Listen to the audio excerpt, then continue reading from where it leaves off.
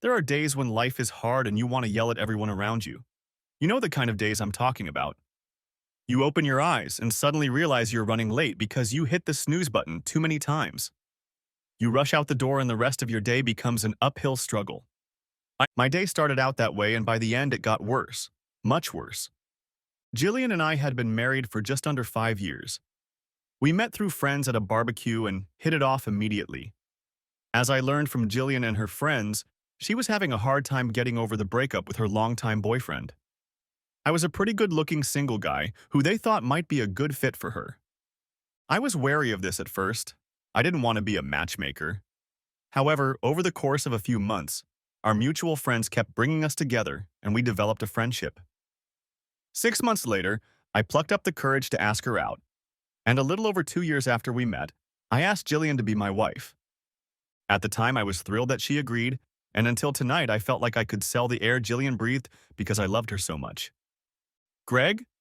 Jillian asked me as I was polishing my shoes for tonight's date. Should I choose black or beige-heeled shoes tonight? This is me, Gregory Other, a generally nice guy, a hard-working accountant with his own practice, and right now I feel like the biggest sucker the world has ever seen. Both look good on you, I told her, but the black-heeled shoes emphasize your calves much more. They'll draw more attention. Jillian loved to dress up and looked good when she did it right, but she usually had a poor fashion sense. She just didn't know how to combine colors, styles, and shapes. That's one of the things I liked about her. She always asked my advice, and it was up to me to make sure she looked good. Barring a late start to the day, the office was busy. We were doing an audit for a large multinational corporation. There were delays, wrong information coming in. Mostly they were innocent errors, but the last few spreadsheets we audited looked wrong. My team and I spent a whole day looking at the data and comparing ledgers. We were annoyed by some of the weird and wonderful things the managers were trying to get across to us. These included going to strip clubs and, in some cases, prostitutes. We also encountered people trying to get us to sign for cocaine as a legitimate business expense. Doing this audit, and on that particular Friday there were a lot of spreadsheet issues, I was tired and frustrated. Plus, Jillian had been happy and simmering all week, excited about tonight's reunion. It annoyed me that throughout the week she paid no attention to my fatigue. In the past, if I had a rough week like this one, Jillian would take the time to listen to me, sympathize with me, and usually show a little love to lift my spirits. But this week, she was so focused on the reunion event that I felt awkward for the first time since we'd known each other. I can't say I liked that feeling, but she was my wife, and if she was happy about something, I tried to be happy for her, regardless of how I felt myself. Tonight was her high school reunion. It wasn't a formal event organized by the school, but rather something arranged by a few people from the class. They had rented a restaurant and then a separate area in the club for the alumni and their partners. Last year, I went with Jillian, and I have to admit I got a few weird looks at me introducing me as Jillian's husband, but I had a good time. This year, I wasn't really looking forward to it. Like I said, it was a lousy week, but with my wife's enthusiasm and as a potential salvation from a rough audit week, I showered and shaved without complaint, put on my best suit, did my hair, and tried to shake up the week to be my wife's happy helper. From the moment we arrived at the restaurant, I sensed something was wrong. Jillian was immediately dragged away by several girls from her class, and I was left standing practically alone. At dinner, we sat with our friends, Lena and Mark, who had introduced us, and I barely participated in the conversation, only occasionally asking questions. Jillian continued to act like a happy coy, but I noticed that she rarely spoke to me, and many people, including Lena and Mark, threw glances at me that couldn't be called comforting. As dinner drew to a close, Lena and Jillian disappeared into the bathroom and they were gone for quite some time. At the same time, everyone was breaking up to head to the club for some more drinks and dancing. "What's going on, Mark?" I asked my friend, cautiously approaching him when Jillian and Lena didn't return after a while. "Sorry, Greg." Mark flinched slightly as I rubbed him on the shoulder. "I'm not quite sure what you mean." I threw him an incredulous look. "Mark, I swear." I stopped when I saw Lena returning, but my wife wasn't with her. She grabbed her husband's hand, trying to avoid my gaze. "Come on, Mark." "Lena, where's Jillian?" I asked, with a note of concern in my voice. She froze for a moment, then looked at Mark. Their gazes drifted to each other. Then she looked at the artificial indoor plants around the restaurant for a moment. I could see her trying to figure out how to tell me what she didn't want to say. Sorry, Gregory. We caught up with the band and she's on her way to the club with them. Without telling me, her husband, I asked, a note of anger in my voice. Lena, Mark, what aren't you telling me? I asked. Neither of them met my gaze, damn it. Without another word, I jumped out of the restaurant, got in my car, and drove to the club where everyone was meeting. The drive was about 10 minutes, but I made it in 5. As I walked through the door, I saw her. My wife Jillian was dancing with some guy, and the way she was snuggling up to him said it wasn't the first time this had happened. I watched the life drain out of me. People from the reunion crowded around me.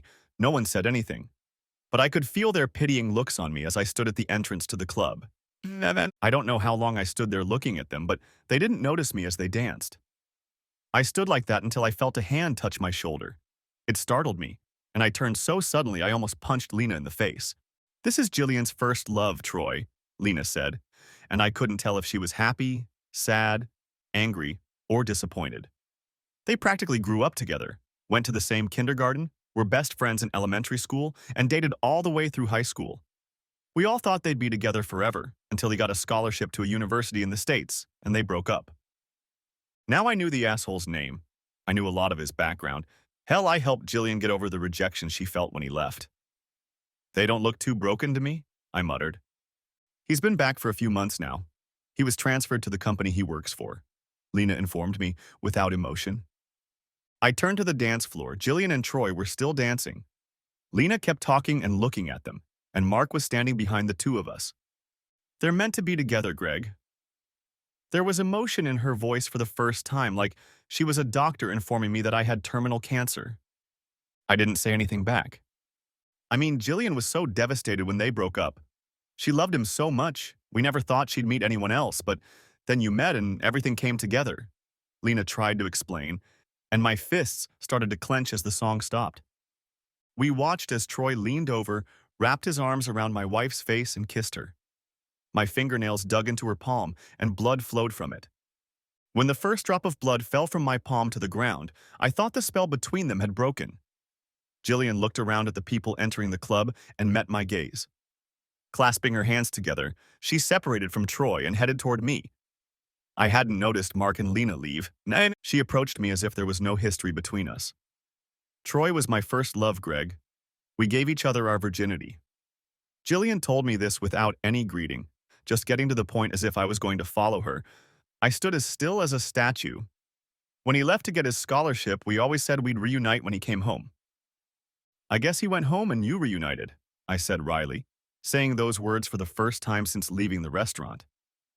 Don't be like that, Jillian scolded me. I realize this is going to be hard for you, but Troy and I are meant to be together. We're meant to be together. I started and immediately stopped. Jillian Bronwyn Inaya, you married me, I exclaimed. I'll give her points for courage. She didn't look away once. I'm sorry, Greg, I really am, but we're going to have to get a divorce. I mean, Troy and I. We're going to get married and have kids. And what the hell have I been, just your warm spot for the last few years? I was ready to scream. A few people around us were staring at us, and the bouncers were looking at us but not moving. However, I did notice a guy in love making his way toward us.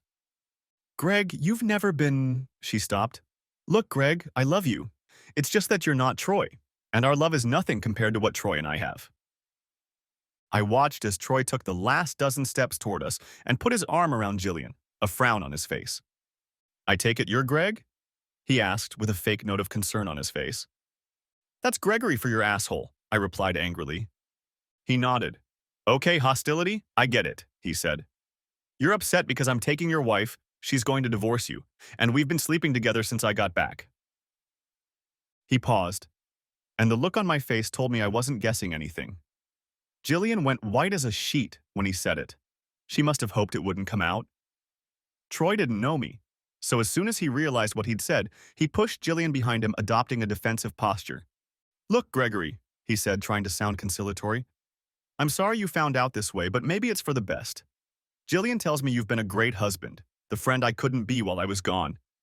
It would be great if we all became friends, since we have a few friends in common.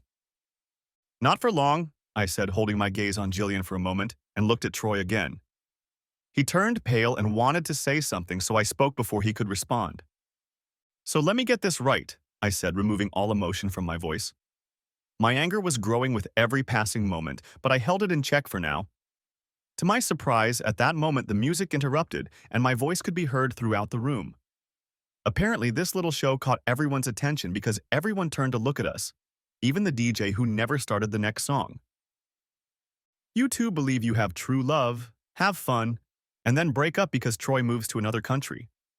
But while Jillian mourns her grief, she meets me, supposedly falls in love and marries me, and we're happy for a few years. They nod warily, and you can hear a pin drop. Then true love flares up again when Romeo returns to the country and you two start having fun behind my back again. Apparently all of our friends know about it, judging by the looks I've been getting all evening tonight. And it all ends with a conversation about my supposed best friend ripping my heart out and holding it high in the air for everyone here to see, in one of the most humiliating ways possible. Greg, it wasn't supposed to be, Jillian started to say. It wasn't supposed to be like what? I shouted back, but no one moved. All week you've been jumping around but ignoring me. Despite my rough week, you demanded that we both attend tonight and then dumped me as soon as we walked in the door. You disrespected me in front of our supposed friends and even left the restaurant without talking to me so I'd catch you here. Hey, Troy tried to say, but I stared at him. Don't say a word, Romeo, I growled. Your true love has proven to be an unfaithful whore. You say you've been having fun for the last 3 months because you're one of the true romantics. Back off. Look, Greg, Troy said, trying to get the conversation under control. I realize there's a lot of emotion around right now, but Jillian and I are meant to be together. We're sorry you got hurt and found out we slept together, but Jillian loves me and we're going to get married. Naturally, you and she will have to divorce. Naturally, I replied indifferently. Look, Greg, Jillian said. I'm sorry, but we've decided that's the best way out. It'll be a quick rip of the Band-Aid. We know it'll hurt, but it's best for everyone. She paused, trying to gauge my mood. She may have been my wife and best friend for the past few years, but I had always been open to her. She'd never considered me a closed book. Jillian, it's Gregory, not Greg. I replied and she sighed. Look, Gregory, she said. I know you're hurting right now, but it's for the best. We're still young, you'll find someone else. My eye twitched, and that small display of emotion made her pale even more. There was still no sound coming from the room. Troy must have noticed this because he cleared his throat. Look, Gregory, I realize this isn't easy for you, but I think it's best for you to leave. Everyone here knows that Jillian and I are supposed to be together. And I unfortunately think you're going to be the third extra. I smiled, and this time half the room looked at me questioningly. On that we agree. He smiled back, thinking I could understand. Okay, now that it's out in the open, Jillian and I will stay away from your house this weekend and even next week, so you can move out. Move out? I asked, tilting my head to the side. Troy gulped. Well, it's Jillian's house. I see, I said, narrowing my eyes. Greg? Ori, my soon-to-be ex-wife said, having a hard time transitioning to using my full name after such a long hiatus. We thought it would be easier for you to move in. The house is perfect for Troy and I to have kids, and we decided it was too big for you, so we'll figure something out.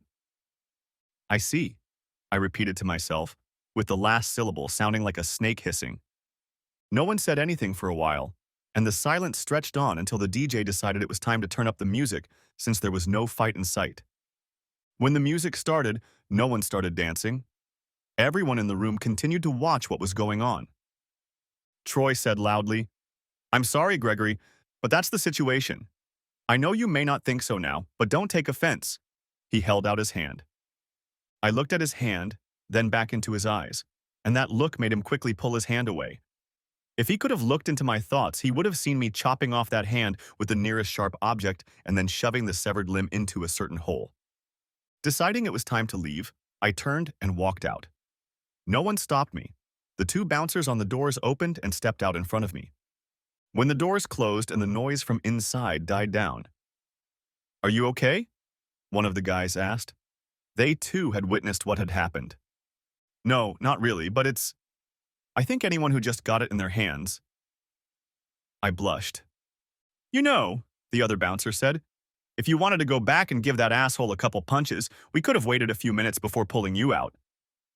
For the first time all day, I laughed. Both bouncers smirked. So, while that's tempting, no, I don't need a night in the gatehouse. Both nodded.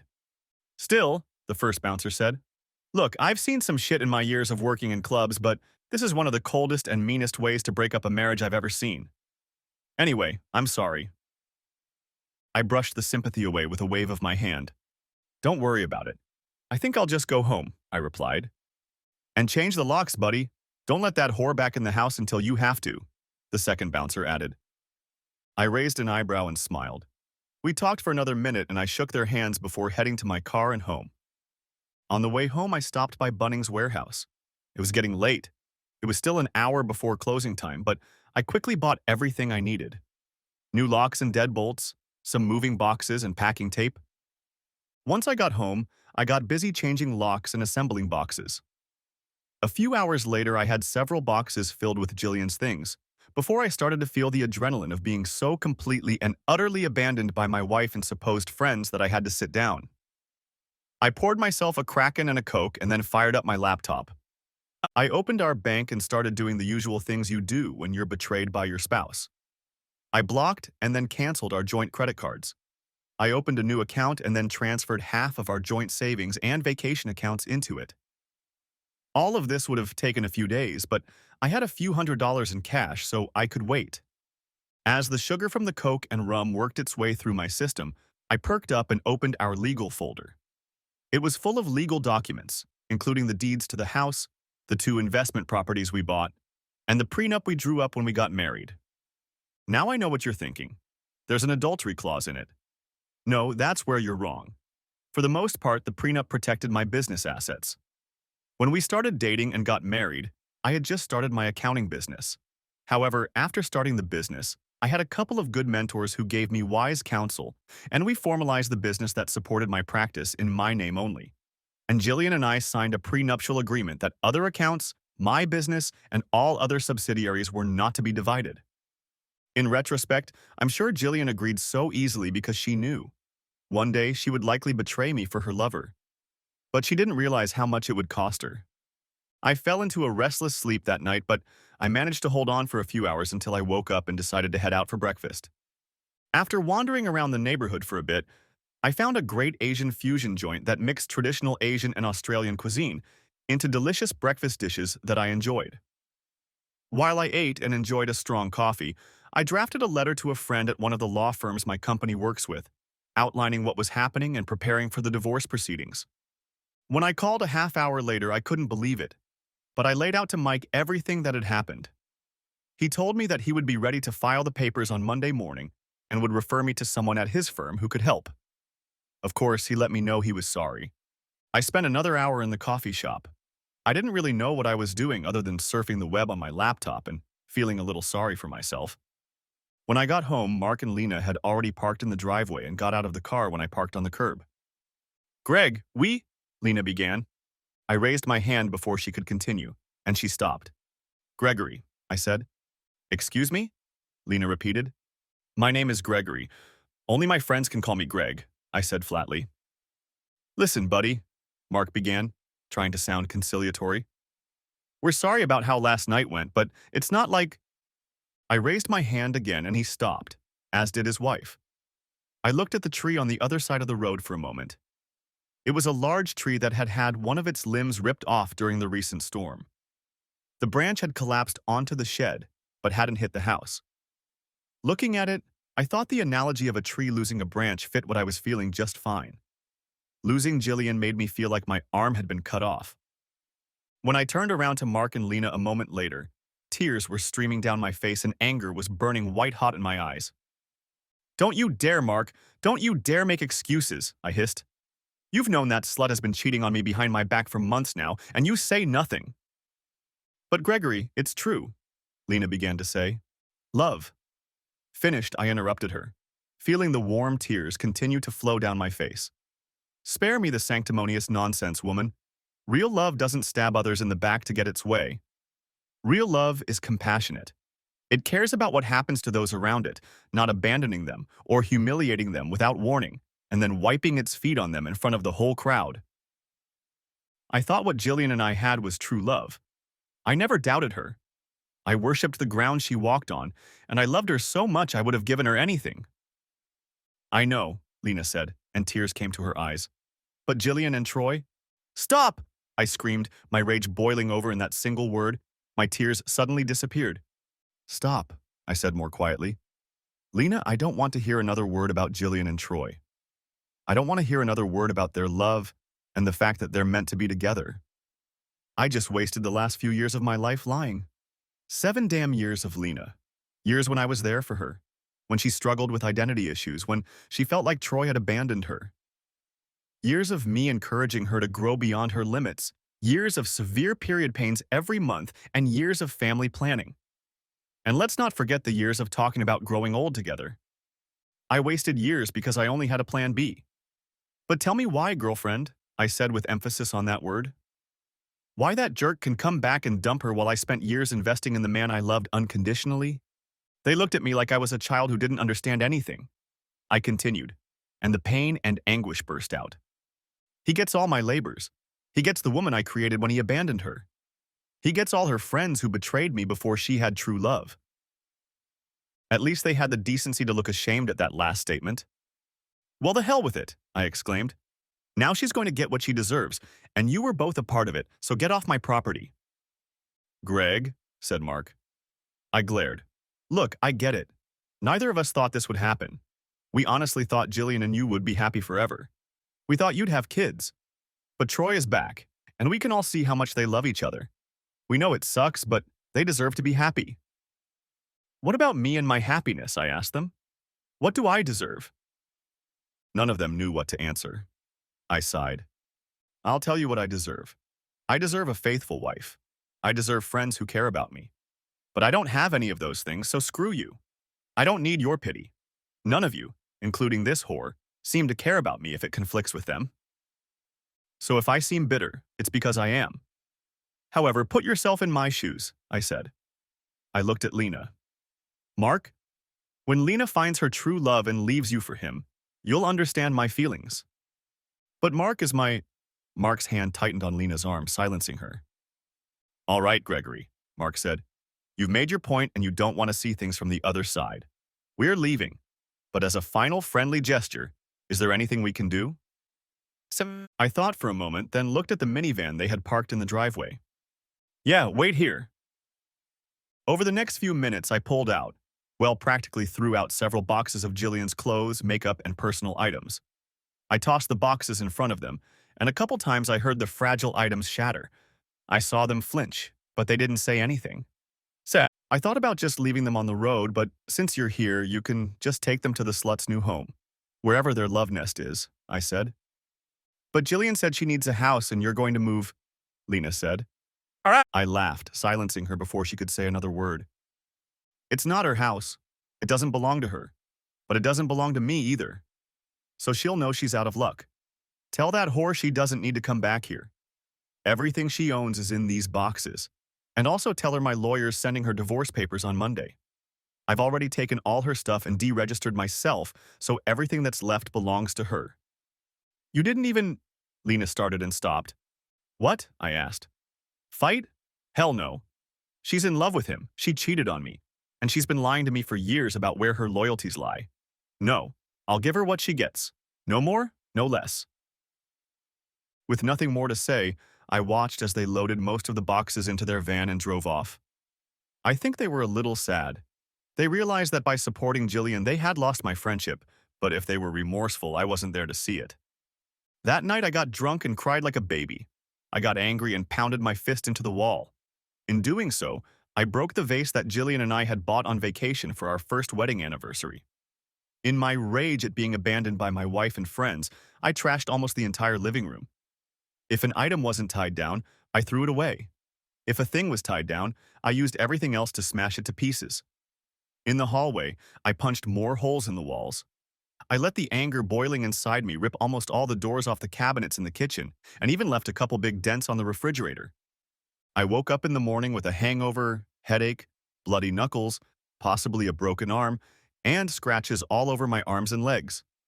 I roughly applied a few bandages to my arms and hands, knowing that I would need to take myself to a doctor to get everything checked out. I looked around the living room, noting that I would have to replace almost everything, as not a single piece of furniture escaped my wrath. Along the hallway stretched unevenly spaced holes I'd made, taking my irritation out on unsuspecting walls. In the kitchen, cabinet doors were lying all over the floor and appliances stood in a position that could never function properly. I wrinkled my nose, looking at the three large dents in the refrigerator, and vaguely remembered how hitting the metal door had once given me such pleasure. In the fridge, I found orange juice that had expired just a couple days ago, so I grabbed a couple of Panadol tablets and took a big gulp. After half an hour, the throbbing in the room subsided, and I moved into the living room, sat on the floor between the broken chairs, and stared at the cracked TV. The rest of the day passed like a blur. I took myself to the doctor and had my hands examined. Both arms had hairline fractures and will have to be bandaged for a while to heal. I received messages from several people, including Mark and Lena, but didn't respond to any of them. I ended up going to bed that night with no idea what I had done that day, other than stare at the TV and go to the doctor. The next day was Monday, and I went to the office at the usual time. The first thing I did was check my email for Friday and everything that had come in over the weekend, and then prepared for a team meeting at 9 o'clock to plan everyone's activities for the week. I had a team of 15 people, and for the most part, we worked well together. Around 8:30, my secretary, an older woman in her 50s named Colleen, walked into the office, took one look at me, pulled out a chair and sat down. "Bad weekend, huh?" she asked, looking at my hands and ligaments. Then I hadn't said a rude word to her in the 3 years we'd worked together, but when I looked at her, she sighed. "Gregory, I'm so sorry. It must have been bad what happened," she asked. I sighed and stared at the screen for a moment, then took my hands off the keyboard and turned to face the office administrator. "Jillian left me for her true love," I admitted, in an inexpressive voice. "What?" Colin exploded. "No, you're making this up seriously, Gregory. Don't—" I raised my bandaged hands, feeling my eyes watering. I shook my head. "It's true," I told her. "Friday night, we had an informal reunion. It seemed like all of her classmates knew about the upcoming event, including Mark and Lena. They all knew that Jillian and Lover had been having fun behind my back for months. They just decided to ambush me after finding out about it on Friday night." At those words, I cried. For the first time since we'd met, Colleen came over to the table and hugged me. I told her how I had gotten drunk on Saturday and in a wild rage had smashed almost all the furniture in the house, putting holes in the walls of at least half the house. I told her how I had taken myself to the doctor yesterday to get my hands bandaged, all the while nursing a 100-year-old hangover. When morning came, we both struggled to wipe our eyes. Colin led everyone into our large meeting room just in time, and once everyone was seated, I walked in and sat down. "Hope everyone had a good weekend," I said, getting a few nods around the room, but everyone was trying not to look at my bandages. "This week," I started, but Colleen interrupted me, this time raising her hand to stop us. "I'm sorry, Gregory, but I can't let that happen. After what happened to you last weekend, you can't pretend like everything is normal," Colleen stated. I hesitated for a moment and then nodded. Colleen looked at me again. That look said that she wanted to bring everyone up to speed, at least in general terms. After thinking for a bit, I nodded in agreement, knowing that she would only share what would be helpful. Gregory was betrayed this weekend by his wife and a few friends. Jillian had been cheating on him for the past few months and decided to leave him in one of the most heartless and disgusting ways possible, humiliating him in front of a group of people, some of whom were supposed to be his friends. Colleen paused briefly to let him comprehend what he'd said, then focused on the man who sat, almost hidden, at the other end of the table. "Isn't that right, James?" Colin asked.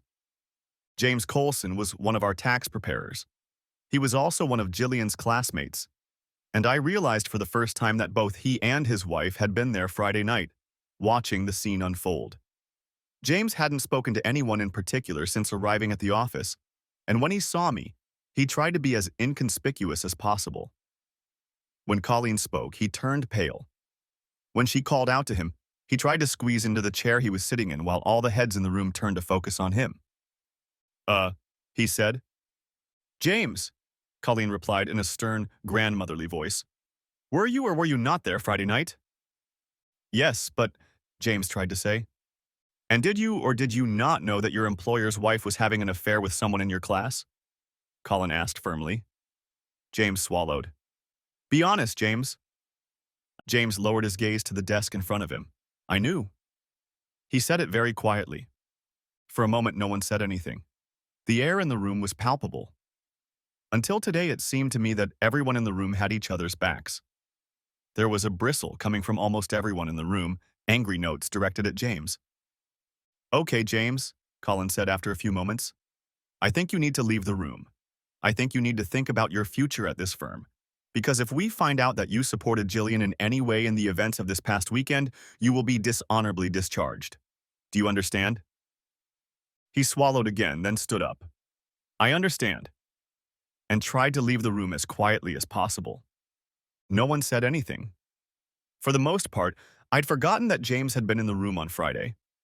While everything was going on, I hardly noticed anyone except the main characters who were ruining my life. I cleared my throat. Everyone, I said, trying to bring us back to the current moment. I'm not going to lie, my personal life sucks, and you can all guess that my weekend wasn't pleasant. I held up my hands to emphasize that. But we all have work to do and clients to take care of. This week, I'm just going to trust that you all have each other's backs, and if you need anything specific, let Colleen know. I'll be here. But if we're all being honest about what's going on, I'm going to be confused. So please bear with me. I nearly cried again as everyone in the room began to express sympathy and words of encouragement. One last thing, I said. It's hard for me to say this, but don't crucify James just yet. I realize you're all angry, and James is an easy scapegoat.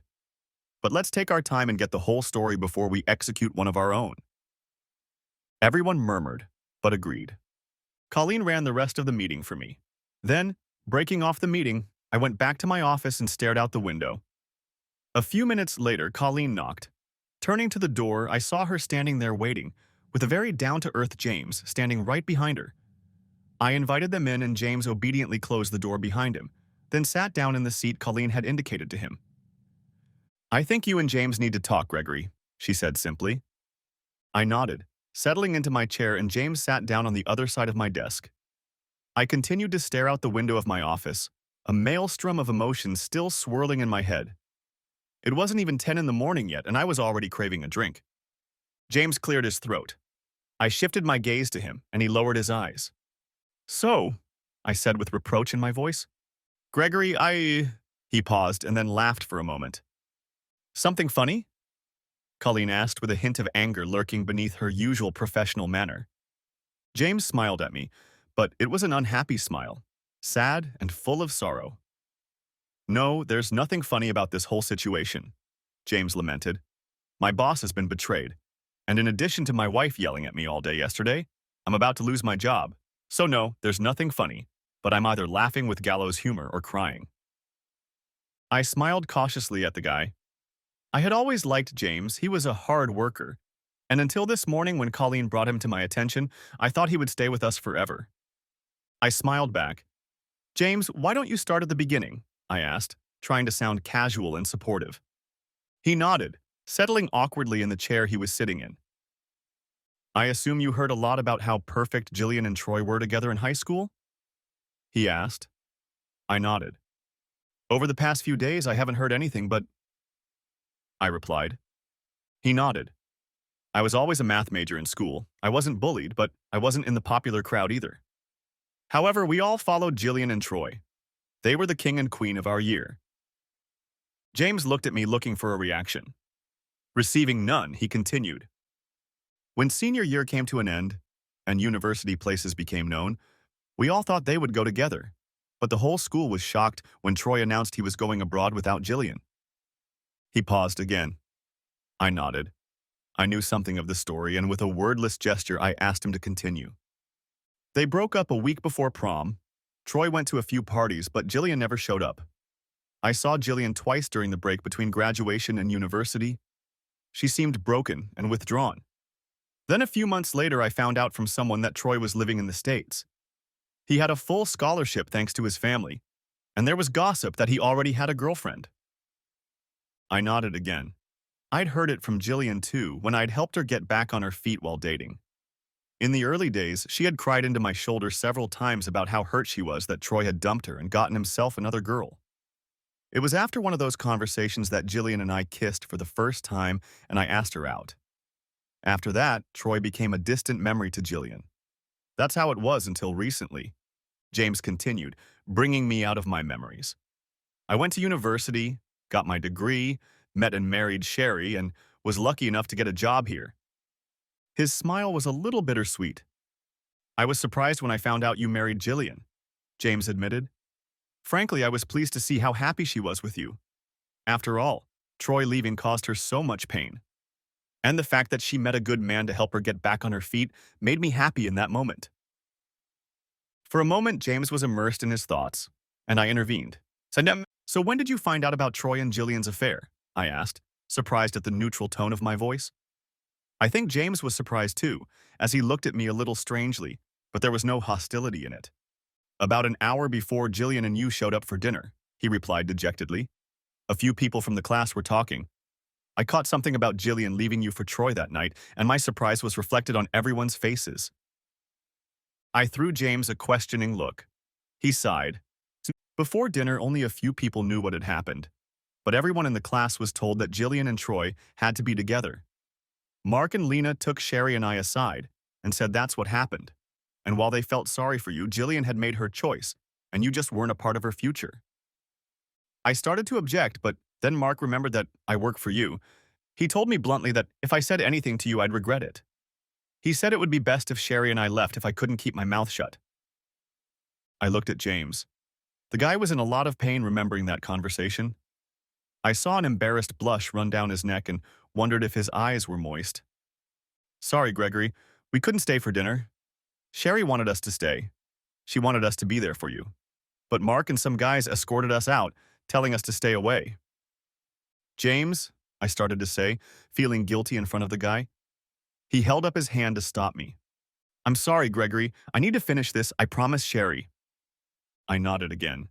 I have to admit I was stunned, he continued. I had just been banished from the meeting because your wife was going to betray you and I was made a fool of. Sherry and I didn't know what to do, so we went straight to the club. Once again, we both agreed that we wanted to be there for you. What happened? I asked, tilting my head to the side. I didn't see you there? We were there, but by the time you got there, we were already standing in the back. A few guys kept us from getting through to you until Jillian told you. When you left, they let us go after a few minutes. Sherry and I ran after you, but when we got to the exit, you were gone. Dave, we must have stood in front of the club for about half an hour, stunned, but not sure what to do. Eventually, Sherry convinced me that we should go back inside and see what was going on. James paused, looking at me and trying to figure out how much more to tell. I nodded my head at him again and he gulped. When Sherry and I got back to the house, we were persona non grata to a little over half the class. The other half were disgusted. And when it came to their attention that I was working for you, they surrounded us and wouldn't let anyone near us for the rest of the evening.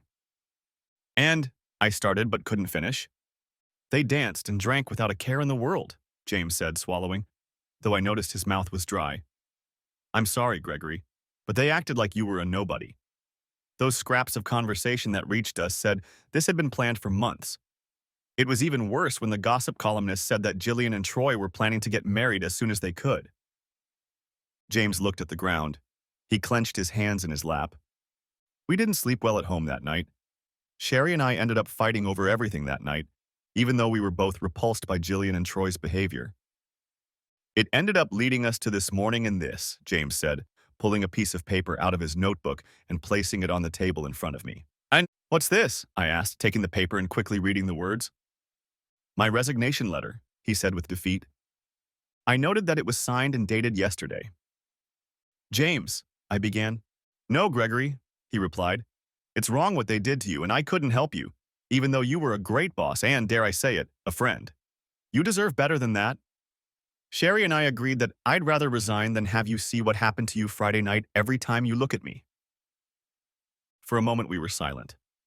I looked at his resignation letter again and laughed. Well, it was more like a bark than a laugh, but for the first time I felt something other than sadness and anger. Colin and James looked at me. I pinched the page in the middle along the long edge and tore it in two. Your resignation is rejected, I said.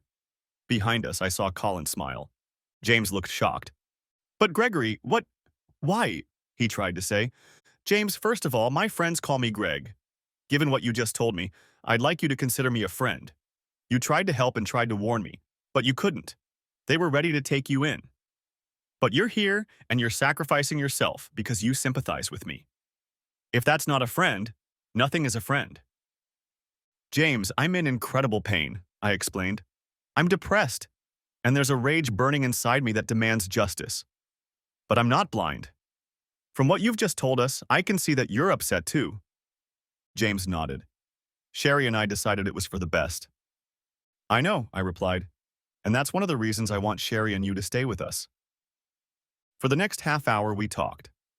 Eventually, Colleen, James, and I walked out of my office, calling everyone back into the conference room. I explained that James was dumbfounded almost as much as I was, and had been ejected from his own meeting because of the two rascals. As I explained what had happened and what I wanted everyone to do, any animosity towards James disappeared, and by the time we all walked out, everyone had sly smiles on their faces. The rest of the week, I spent almost all of my time in the office. However, in addition to counseling my staff on what they needed to do, I spent even more time spinning in the wheel of my divorce. In the end, I didn't bother to mail the divorce. Jillian filed it at work. It didn't matter because in Australia, adultery is not a mandatory factor in a divorce. I still made sure that my lawyers, Mike and his assistant Sally, clearly included the adultery statement in the legal papers. After she received the papers, I received several calls and text messages from Jillian, which I did not delete but immediately ignored. I assumed they would be angry messages and let them build up in my phone. I got busy managing bank accounts, transferring assets, verifying canceled cards, insurance, and things like that. My team handled the legal paperwork and made sure everything was in order, and Jillian couldn't touch anything. Colleen didn't fail to stop by my house on Tuesday night and more than once marveled at the devastation in my home. The tears she cried as she went from room to room would have left a mark for Hansel and Gretel. On Wednesday morning, Colleen contacted my insurance agency and began organizing a damage assessment. I don't know how she did it, but by Friday she was able to arrange for the appraisers and crews to clean my house. All of this was to begin the following week. By Friday night, I was exhausted both physically and mentally. But I still didn't sleep well, so on Saturday morning, with no work to do, I got up early and went for a run. I ended up running to our local stores and sat in a cafe, where I happily drank coffee and ate a croissant before running home a couple hours later. Back at the house, I was surprised to find Jillian sitting on the steps waiting for me. I hadn't seen her since the Friday she left me. She was dressed casually, jeans, sneakers, and a simple blouse, but the shirt and shoes were mismatched. It looked like her lover hadn't helped her with her appearance.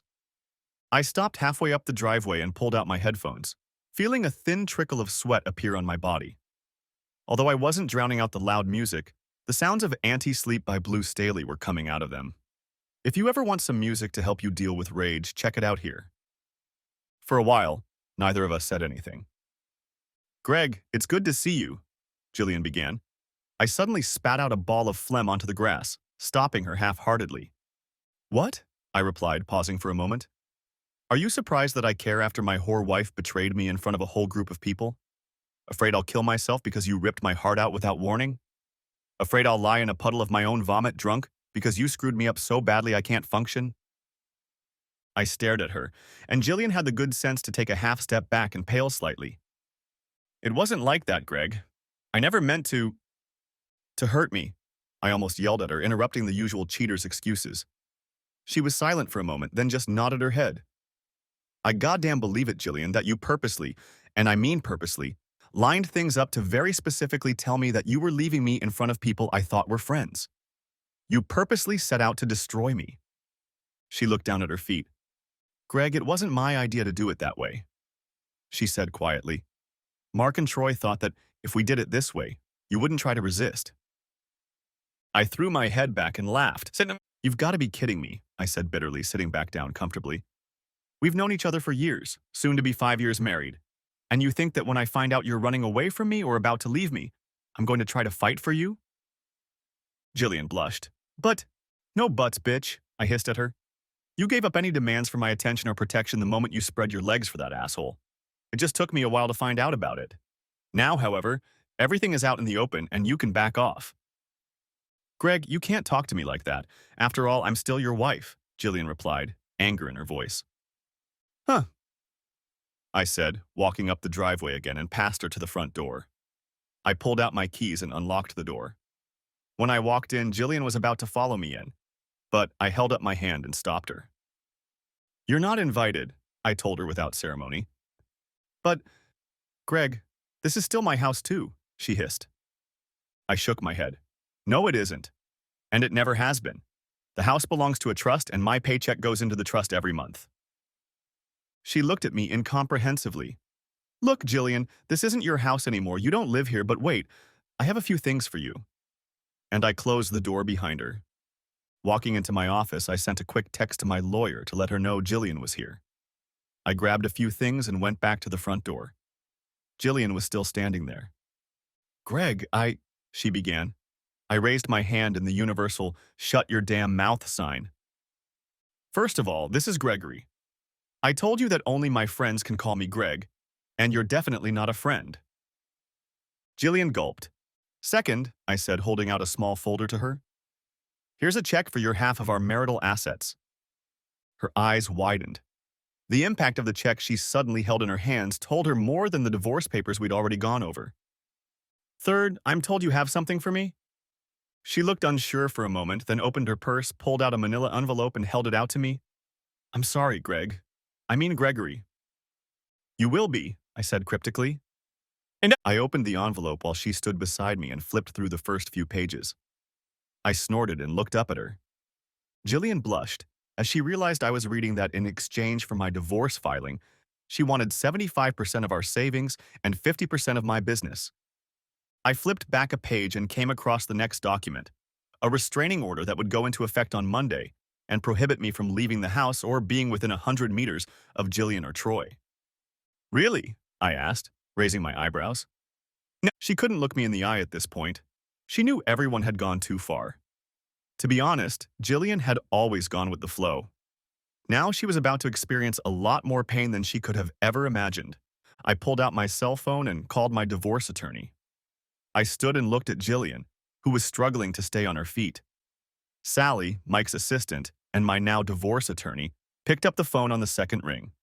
Hi, Sally. Jillian is standing in front of me, in front of my house, and in addition to demanding that I respond to the divorce petition, she's charging me with a restraining order that, in addition to telling me to stay away from her and that jerk, includes my house, which she no longer lives in. As I listened to Sally swear like a sailor, I watched Jillian turn several shades of red as she clearly heard the swearing on the other end of the line. Sally would sort it out and tell me what to do.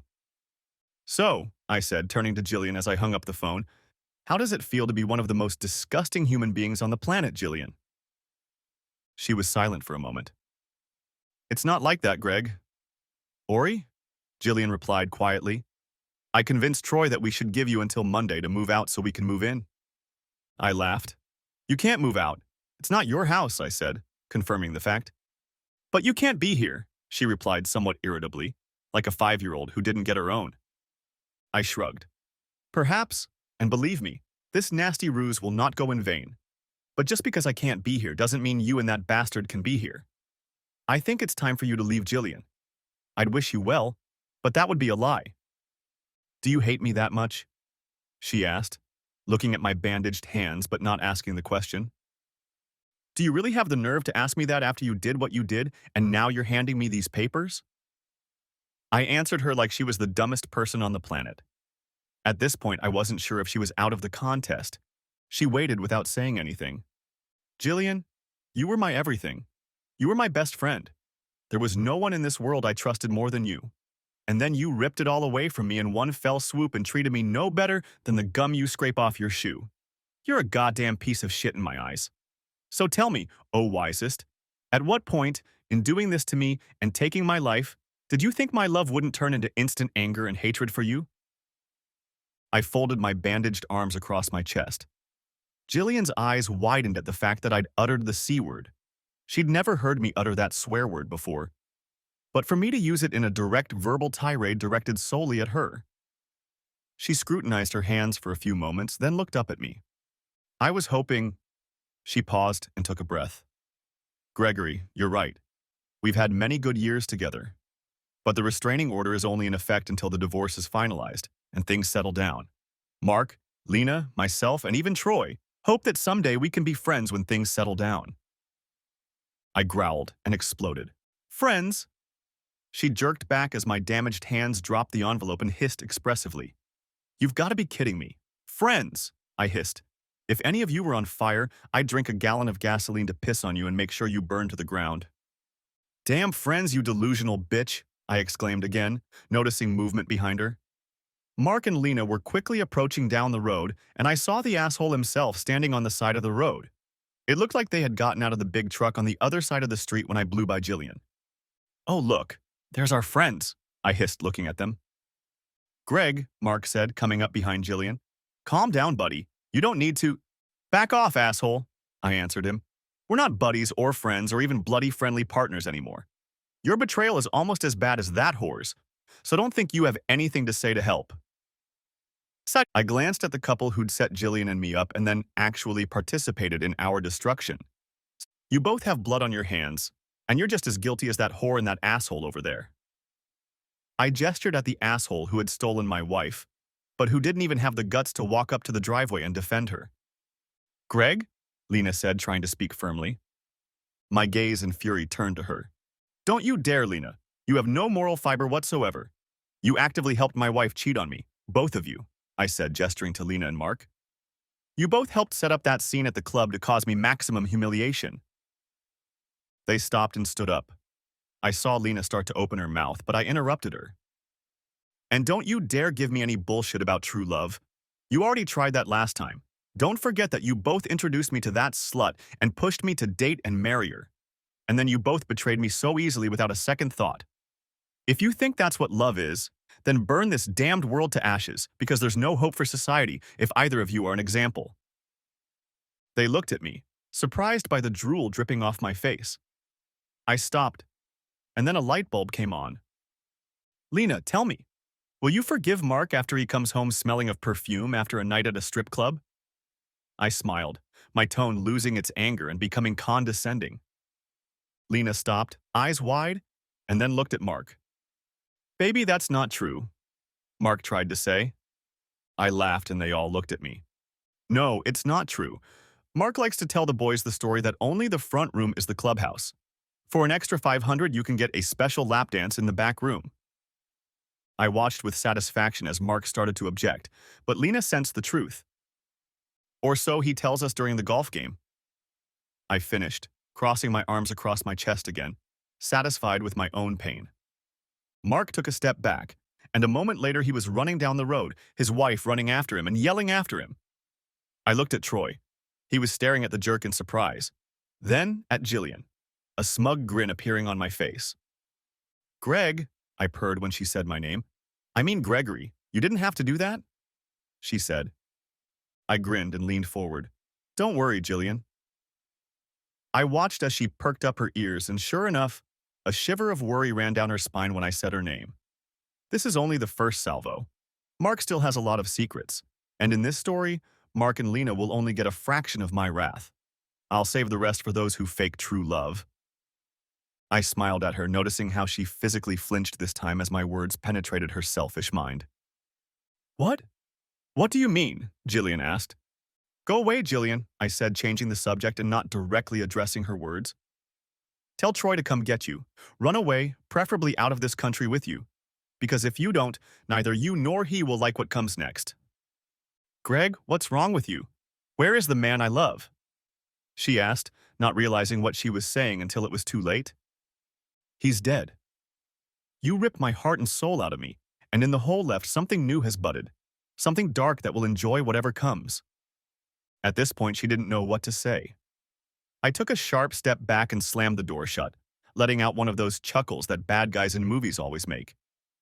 10 minutes later, I looked outside, but Jillian, along with Troy and the truck, were gone. I sat down on the floor, my limbs shaking from the confrontation I'd experienced, and I broke down again. I loved her, but I hated her. I wanted to see her broken and remorseful, regretting that she had betrayed me. I sat on the ground and cried for what we once had. I still wanted her to come back, apologize, use all the cliches about cheating, and come back into my life. Of course, I knew that wasn't going to happen. And even if it did, I would never be able to accept another caress unquestioningly again. The next month went by with the usual hustle and bustle, lawyers, financial reports, and figuring out who would get what in the divorce. At work, my coworkers rallied around me. Colin helped me find a counselor. I met with him twice a week to sort out my feelings. I moved into an apartment for a while. This was even a good thing since I couldn't be in a house. Colleen worked with cleaning and construction crews to clear the house of broken furniture and appliances and then repair the damage. Despite her initial statement that she wanted a clean sectional, Jillian ended up wanting to fight over many things. First and foremost was the issue of our bank accounts. We only had $20,000 divided between 3 accounts, and she claimed that over 15 of it belonged to her. Next was the house and investment properties. When we married, I already had a house we lived in. I was just too invested in the business. Over the years, we became convinced that was a smart move, quickly paid off the additional loan, and made some investments to purchase 2 more properties. She contributed to some improvements over the years, but all 3 homes were owned by a trust in which neither of us was a direct beneficiary. She tried to fight it with the help of lawyers who, I assume, were paid by her lover, but it was all to no avail. All the properties were beyond her reach, and I smiled that she had lost the opportunity to get any return on that investment. Then came the turn of furniture and jewelry. Through my attorney, I learned that all of her belongings were packed in boxes that had been delivered to her. I provided a list including the shoes, earrings, and necklaces that were in the boxes I had packed for her. I eventually decided that Jillian was claiming half of my business, citing that she was owed half since we were together right after I opened the business. Sally angrily laid out the terms of the prenuptial agreement and even managed to give Jillian a moral lecture, claiming that she got nothing from other accounting. She ended up getting $10,000, and I'd say she spent most of that amount on lawyers. I wasn't happy, but I was pleased that she walked away with so little, and I got to keep my houses and business, which were worth much more. In addition, Sally had somehow gotten Jillian to give up her wedding and engagement rings. The restraining order was lifted because Jillian had no rights to the house. As it was, she couldn't get into the house since the locks had been changed, and I had a security company drive by the house a couple times a week before moving back in. Once the final terms were set, we only had to wait a couple months for the divorce to become final. There was no word from Jillian. However, James and Sherry had gotten a ton of questions from those they were still socializing with at the reunion, and they both firmly asked everyone to get off their backs. James found out that Jillian and her lover were living in an apartment in town provided by the company he works for. He rented it for 6 months, and then he had to either pay for it himself or find another place to live. Putting 2 and 2 together, he figured that by getting together with Jillian, he'd have a house ready. Too bad, asshole. The next surprise came in August. The divorce was a couple weeks away and tax season was just around the corner in Australia. Accountants have busy periods throughout the year. For small businesses, August and September are the busiest as they want to get their taxes and refunds in as quickly as possible. We don't do small business taxes that often, but we have done a few services for friends over the years. I was surprised to see one of these entrepreneurs waiting for me on a Tuesday morning. I never thought I'd see their faces. "Gregory, come on, you have to help me," Mark begged, sitting at a table in one of our meeting rooms. Lena sat next to him, eyes downcast. At a glance, I realized their relationship was rather strained, which I assumed was the result of our last meeting. "Why?" I asked, sensing their discomfort. Sitting next to me was James. James and I had spent the last few years doing taxes for Mark's import-export business. It was hard work, making sure the returns were filled out correctly, offsetting and reducing income. We were paid well for it, and Mark could have gone to another firm, of course, but it would have cost him a lot more, and it would have taken several years for another accounting firm to recognize his business. "Are you really going to make me beg Gregory?" Mark said, his voice was pleading. I laughed. James smiled. "Begging would be nice, but ultimately futile. I'm curious as to why you're here. After all, you all plan to humiliate me." You made excuses and didn't care about my feelings while you were all cooing and making love noises with Jillian, an asshole, telling me to get a grip. Well, I got over myself and decided I wanted nothing to do with any of you. You can't believe that choice? For a minute, no one said anything. You know, you were right, Lena said quietly when no one said anything. I raised an eyebrow in response to her words. What do you mean? I asked. Lena looked at Mark for a moment. A shadow ran across her face. I was surprised at the anger, but then it passed, replaced by sadness. Mark lowered his gaze to his hands, saying nothing. About the strip club, the back room. You were right, she said sadly. A look of surprise was reflected on my face. When Mark bragged about it, I thought he was just exaggerating the story, being a storyteller. When I told Lena about what Mark said, I did it to hurt them. I didn't think it was real. Wow, really? So Mark was telling the truth? I asked my former friend incredulously. No. He looked up at me for a moment, then lowered his head and nodded. I looked at Lena, raising an eyebrow. You were right, Gregory, and not just about Mark's behavior, she said to James and me, while Mark continued to lower his head. You were right about everything. We were so caught up in the romance that Troy and Jillian got us into that we didn't even think about you. I was about to reply, but Lena shook her head. For the first time, I held my tongue. The day you told us about Mark, I thought for a few seconds that you were just trying to upset us. But then I saw the look in his eyes and realized you were telling the truth.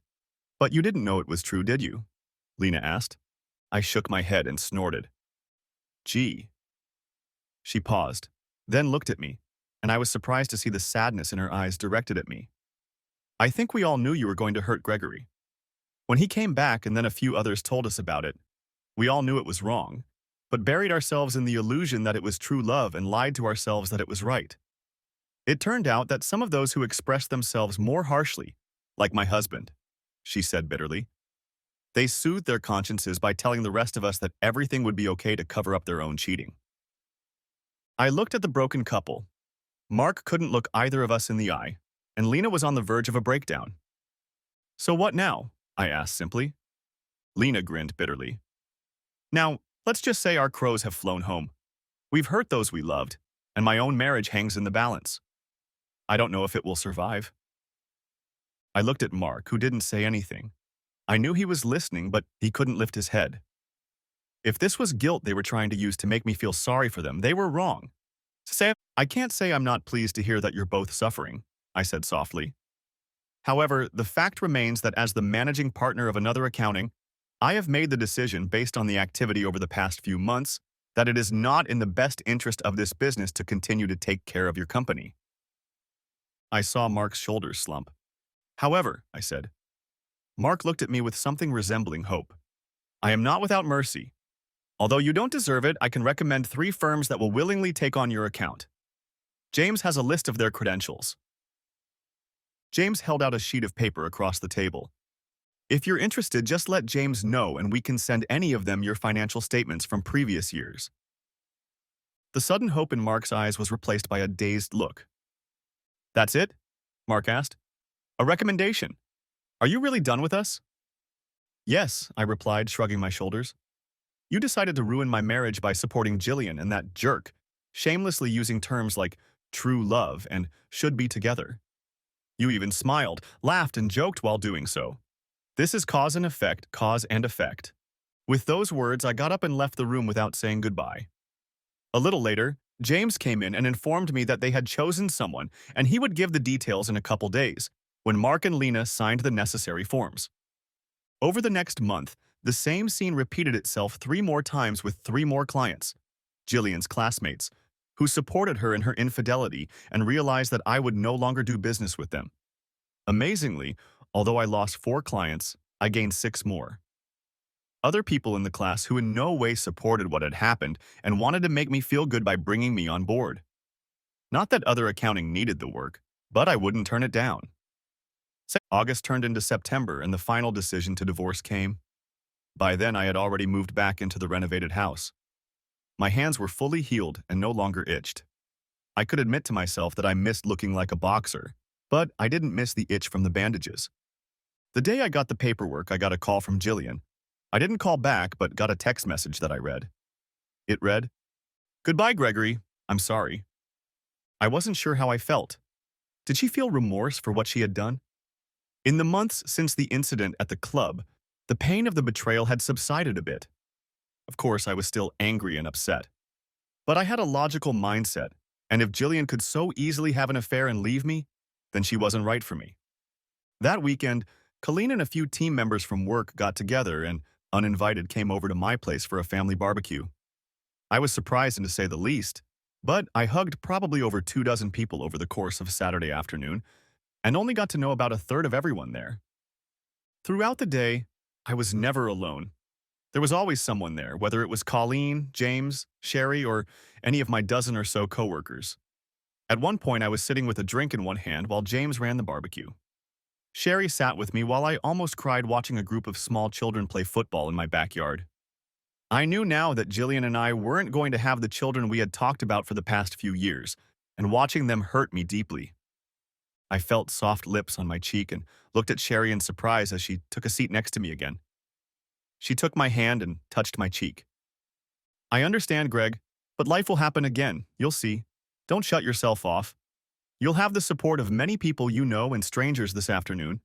Friends, co-workers, family, and everyone here knows we are here to support you. What they did to you was unfair. They hurt both James and me, but it only echoes, so we need you to know that we're here for you. Sherry hugged me for a few minutes while I realized I was crying. A moment later, I felt a hand on my shoulder, and James was there too, a look of compassion on his face. This was followed by another hug from Colleen and a few other staff members. A few times I felt stares or soft touches on me, letting me know I was supported. However, I was pretty much a wreck for most of the day, but not once did I feel uncomfortable. The following week at work, I felt much better. The staff noticed me smiling and even exchanged a few jokes, which hadn't happened in quite some time. At the weekly staff meeting, I thanked everyone for coming and helping me, named James and Colleen, and gave special mention to Sherry for showing me that there is life even after betrayal. We also had 3 new clients that week, 2 of them very large corporations. It turned out that we were recommended by one of our old clients. The corporation needed an external, in-depth financial analysis, and we recommended him. We shared the scope of work, and for the first time since Jillian left me, I decided to do a forensic audit of one of the companies. It was a good job. We had a 3-month deadline to get the results, and we took it on. And in the evenings, I got into a routine of cooking dinner and exercising. I knew I could quit my job or, worse, drink. But I wanted to rise above the betrayal and find life again.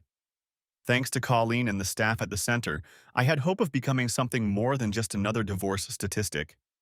It was Thursday night, 2 weeks after the barbecue.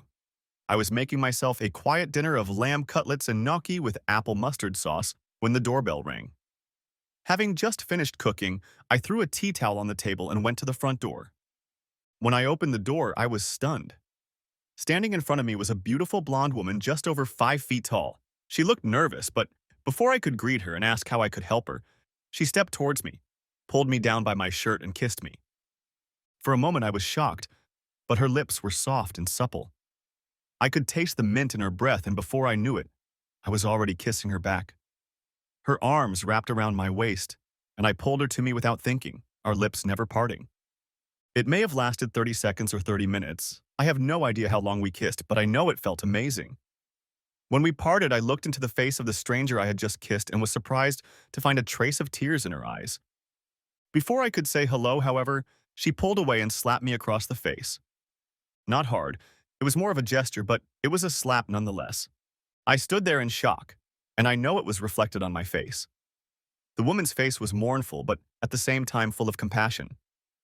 "I'm sorry, Gregory. That wasn't the best way to say hello," the woman said. Her voice sounded sultry, yet firm and demanding, like a young Helen Mirren. I tilted my head to the side, looking at her and wondering who she was. "Sure," I said, leaving the question unanswered. The woman smiled. "Rebecca," she said simply. "Rebecca," I repeated. For a moment, neither of us said anything. "So, Rebecca," I said, looking at her questioningly, "what brings you to me tonight?" She smiled slyly. "You," she answered simply. "I guess I should have guessed that from your greeting. But why did you come to see me? I asked, smiling at the corners of my lips. She looked like a little kitten playing with a new toy. Because you need me to be here, she replied, also smiling. True, I replied. So tell me, why do I need you? I mean, I enjoy kissing a beautiful woman as much as any other man, but the fact that it's followed by a slap in the face when I have no idea how I've insulted such a gorgeous creature after such a kiss is perplexing to me. Now I saw amusement in her eyes. Do you think me beautiful? She asked. I nodded.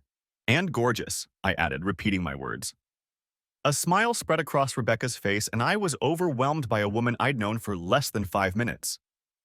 Thank you, Gregory, she said, then blushed and lowered her eyes. Does something smell nice? She asked, sniffing the air. I sighed contentedly and opened the door, inviting the strange woman who had apparently come after me into the house. I was sure she was harmless, and I was curious as to what she wanted. We talked for a bit about nothing while I escorted her into the kitchen, got a glass, looked at her, and then poured her a nice Shiraz that I had recently been drinking. Setting the glass down in front of her, I watched her with a neatly manicured eyebrow raised as she went back into the kitchen and finished preparing dinner. Luckily, I had leftovers for lunch the next day at the office, so I quickly grabbed a second plate and prepared a meal for Rebecca. She watched me cook, holding the wine in her hands but not sipping it. I placed a plate in front of her, one on the seat next to her, and returned with cutlery and my own glass of wine, but only after I dimmed the kitchen lights. Rebecca giggled as the light in the room diminished. Our first date, and you ordered for me? She asked casually. Well, women like men who know what they want, I replied. Rebecca threw her head back and laughed. Then she looked me in the eye and raised her glass. To Gregory, friend, showing that even wounded he still knows how to treat a lady, she said as she raised a toast to me. We clinked glasses and sipped our wine with a smile. I let Rebecca taste the dish first, and as she cut off a decent piece of meat and dipped it in the sauce, I saw her eyes widen. Gregory, this is amazing. Thank you. I nodded and did the same. It was delicious. I caught the exact sweet and sour flavor of the sauce, and I thought it was similar to Rebecca's taste. So, Rebecca, no more games, please. Who are you and what's going on here? I asked. Now, she took another bite and another sip of wine before she started to get nervous. First of all, thank you, Gregory. You could have handled what I did there differently, but you did it with absolute grace. I stood at your door for almost 20 minutes before I knocked. I nodded, sipping my wine. As for who I am, we've met a couple times before. I'm Colleen's niece. She thought for a moment, and a light bulb went off in my head. Rebecca, yes, I'm sorry, but you look very different from the last time we met, I replied. She smiled. There was sadness in her eyes, but it was old pain. I had indeed met Rebecca before, but she looked very different. At the time, she was in her goth phase and was chasing some boy who Colleen had told me was no good. When we first met, she had dyed her hair black and had several piercings in her nose and ears. She was wearing a ton of pale makeup, clothes, and boots that would make any goth proud. I was coming out of a period of self-destruction, she told me, but she was also smiling. It was about a month after I broke up with my boyfriend. I hadn't realized who I was yet, and I was just lost. Aunt Colleen brought me to the office after talking to my mom to try and get a change of scenery. I nodded, taking another sip of wine, remembering the meeting as she described it. She'd come into the office about 5 times in a month, each time dressed in all black. As I recall, her now beautiful blonde hair was dyed black. She had black lipstick, eyeliner, and piercings in a few places on her face that were no longer there. He cheated on me with 3 people, 2 girls and a guy, she told me bluntly, bringing me out of my memories. I almost wheezed from the wine I'd drunk. What? I asked incredulously. Yeah, she said, looking into the wine and recalling the memories. We were at a club and went back to another guy's place. I went to the bathroom, and when I came back, I saw this. Nah. She threw me a brief glance and then returned her eyes to her wine glass. I was scared. I was and still am a lonely woman. She said, her eyes briefly finding mine. Me too, I said. I saw her relax a little. Anyway, Rebecca continued, I screamed and ran out of the house, practically ran home to Mom and Dad and cried for 3 days straight. A week later, Mom talked me into going for a walk with Aunt Colleen, and that's when she brought me to the office and I met you. I smiled. I remember when we met, she said, smiling symbolically. Aunt Colleen introduced us and you shook my hand. You didn't look at me like a pathetic goth girl who had just been betrayed. You didn't lower your eyes at the way I was dressed or the rings on my face. Do you remember what you asked me? I nodded. I asked you what kind of coffee you wanted. Rebecca smiled. Yes. Mocha with a double shot of chocolate, we said at the same time. We both laughed. You remember, Rebecca smiled. I nodded and took another sip of wine. She lost the smile. The slap was because I was here at the barbecue that day and you didn't notice me, she told me, looking straight into my eyes. I'm sorry, Rebecca, it's been a rough day. I swallowed before answering. She smiled at me. It's okay, Gregory. I didn't mean for it to be a serious slap in the face. I know your head was elsewhere. I just mentally kissed you and then slapped you since you didn't notice me that day. I even managed to hug you that day and tell you that everything was going to be okay, but I guess that's what everyone else was doing, and you don't remember much about that day. I looked at her. An image of slender arms and a pair of dark blue jeans with a red blouse appeared in front of me, telling me everything was going to be okay. Do you remember? She asked, guessing my thoughts. Sort of, I admitted. Red top, blue jeans? Rebecca smiled and nodded. I was talking to Aunt Colleen the other day and asked about you. Rebecca blushed slightly. She's known for a while now that I have a bit of a crush on you, and I think she saw me hugging you at the barbecue, so she asked me to reach out and come over to talk to you. I chuckled slightly. Did you know you were coming over to kiss me? No, Rebecca blushed. Honestly, I didn't know if I could go through with it, but when you opened the door, I just ignored every impulse to run away and went for it. I smiled and took her hand. I'm glad you did. Honestly, it was the best thing that's happened to me in months. Rebecca smiled, and we spent the next 3 hours talking. She helped me clean up dinner, and then we continued our conversation over a small glass of port, moving into my living room. I learned that she is 28, a little under 4 years younger than me, and just graduated from a finance university. She likes a wide variety of music, though she hates death metal after she stopped being a goth. Rebecca took a job as a junior accountant at a manufacturing firm, working in the accounts receivable department, and mostly enjoyed her job. She was close to her family. Her mom and dad had been married for 30 years and, she said, hoped to live another 30. She had a younger sister who lived in New Zealand, but they only communicated once a month. Rebecca loved going to the beach, but she had sensitive skin, so she tried to stay out of the water. She had only had 2 boyfriends, including a goth who had betrayed her and was upset that she had given him her virginity. We spent that evening talking about ourselves. She learned that I had become estranged from my mother after family strife caused by my father's sudden death. I had a younger sister, but we didn't hang out with her since she was the cause of the family rift. Jillian's comment was taken out of context. It was close to 1 o'clock in the morning when she left. I think we were both tempted to leave her, but she decided to tell me that we should get to know each other better first. Climbing into bed, I fell asleep with a smile on my face. For the first time since my life had fallen apart. Rebecca had bypassed months of trying to overcome my defenses and pain with her crazy actions. That kiss took me by surprise and showed me that someone could care for me in a romantic way and that I was open to it. The next morning, the smile on my face was undeniable and everyone noticed it. By lunchtime, Colleen had me cornered. Okay, spill it, Greg. Who is she? Colleen asked. I sensed hope in the look on her face. Rebecca came over last night, I told her. The joyous shriek that Colleen let out was heard throughout the office. My office administrator jumped up and down a couple times, clasping her hands to her chest and spreading a mega smile. Colleen then took me into the kitchen and made me tell her everything. She laughed when I told her about the kiss and the slap. Then she swayed happily as I told her about dinner and talking until 1 o'clock in the morning. Greg, I'm so happy for you, even if nothing comes out of this. Seeing you pull out from under what Jillian and that asshole did to you is worth it.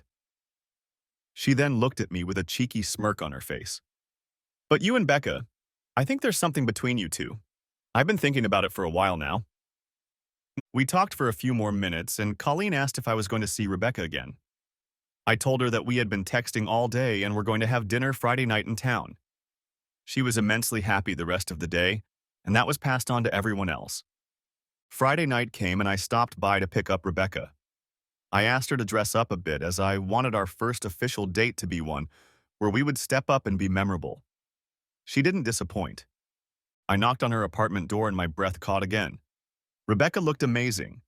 Wow, I'm batting for the ages so far, she laughed. Every time we meet, you can't even say hello. Hello, beautiful, I said. Menon, Rebecca said, closing her eyes. I laughed. She opened her eyes and smiled. We walked hand in hand to my car, and when I opened the door, Rebecca stopped and stared at me. Is this your car? She asked. Yeah, I said. Rebecca's jaw dropped. Yes, I am a Mustang enthusiast, but not just any Mustang. I have a 1967 GT. It's classic gray with black racing stripes and classic trim, but with a modified exhaust. I'll be honest, I was surprised Jillian didn't try to get it in the divorce, but I think she knew I would have killed her if she had tried. This car was my pride and joy and only showed up for special occasions. I opened the passenger door for Rebecca. She lowered herself into the seat with a smile. When I started the car, Rebecca giggled and then laughed as the vibration of the V8 swept through the cabin. We drove into town, discussing our work weeks, how Colleen had talked to both of us, and that she had high hopes for us.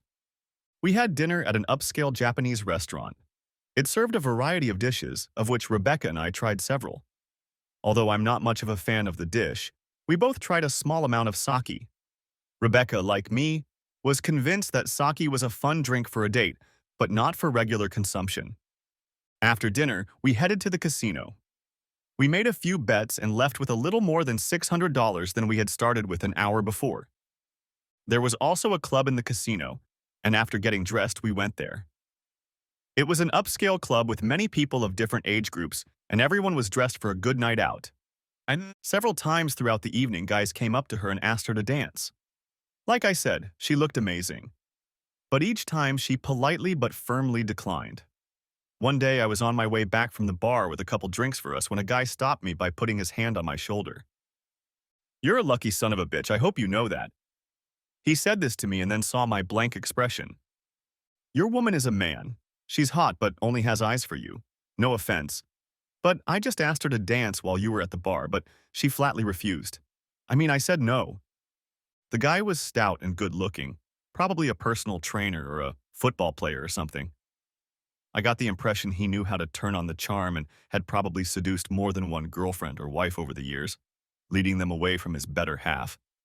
But Rebecca had turned him down, and he knew there was no more chance. The guy patted me on the shoulder, smiled, and walked on.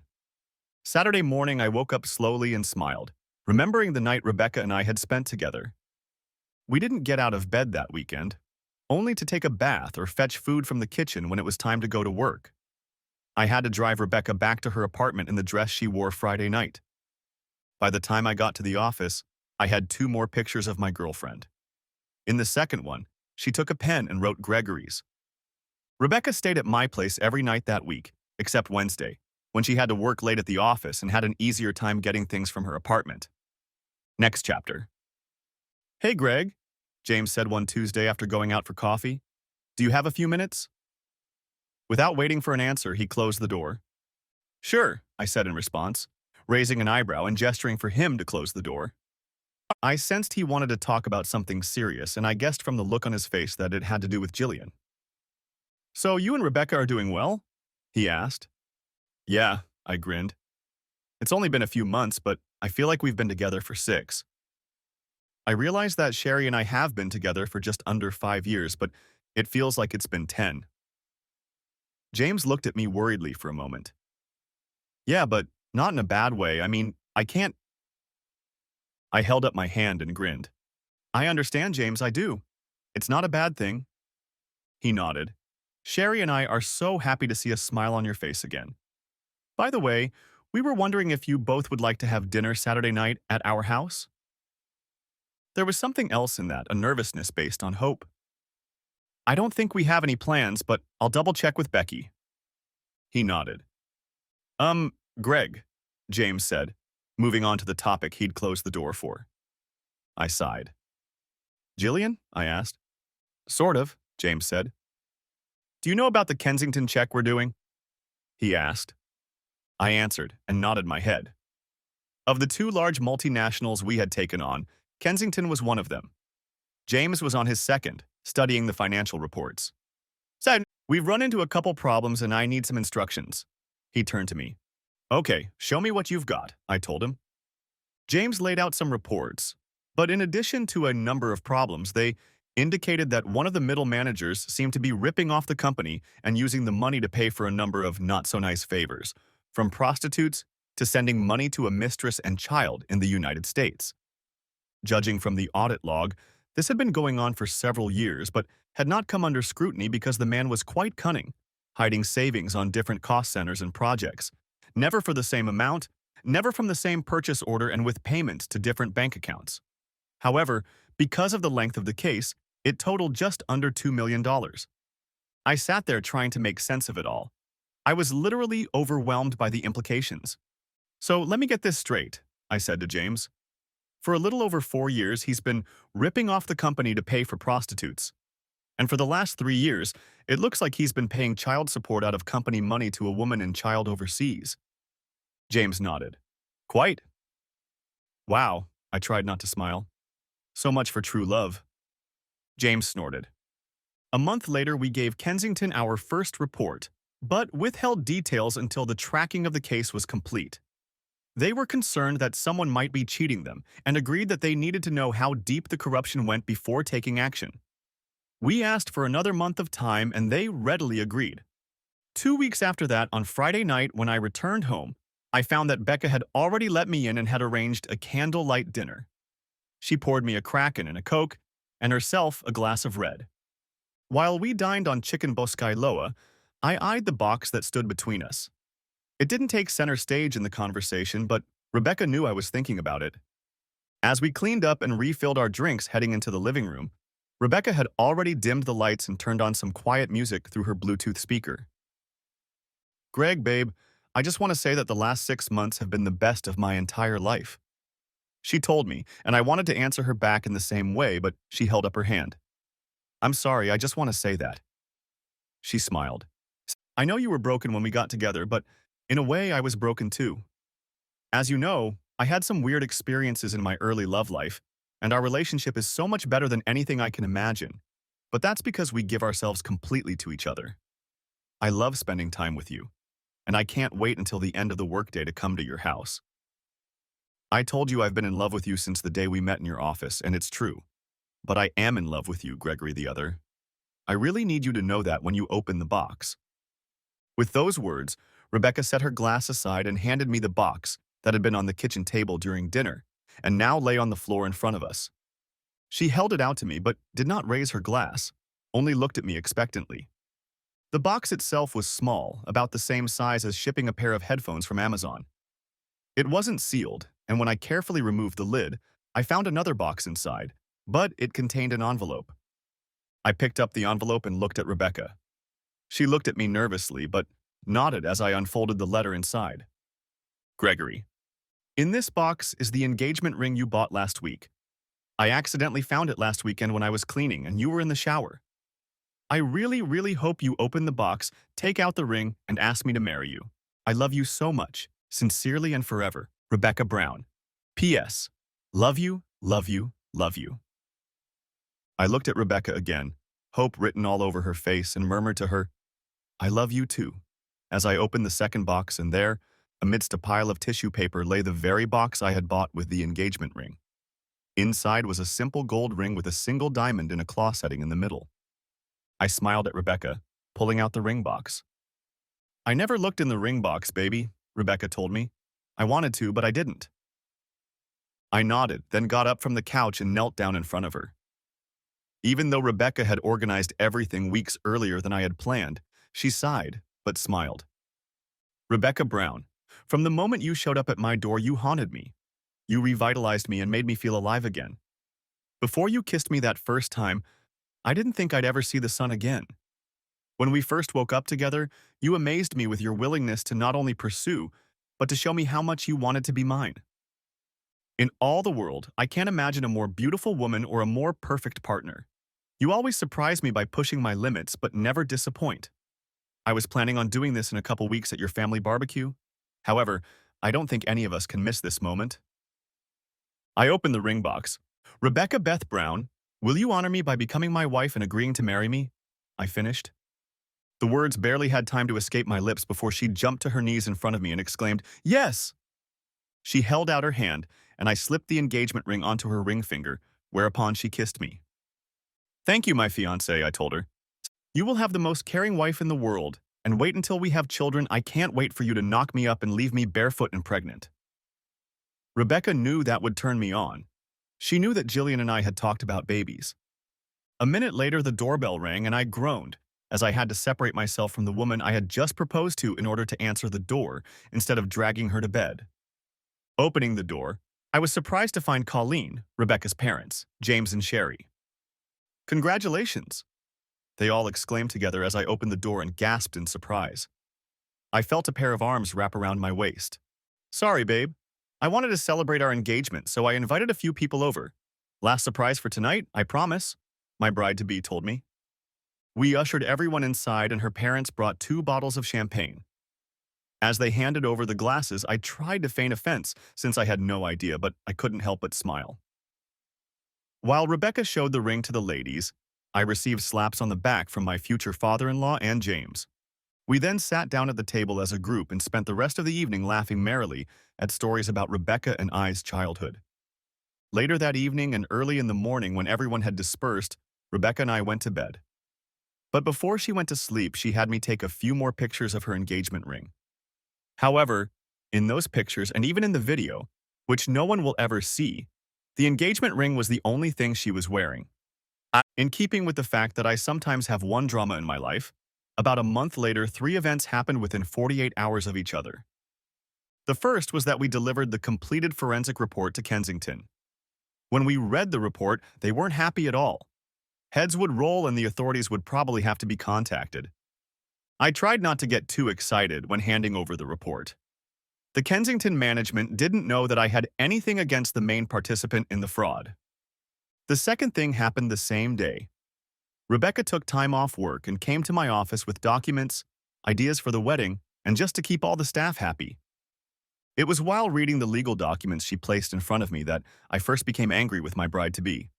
"Oh, no, Becca, you have got to be kidding me with this document," I told her, getting more and more upset as I read.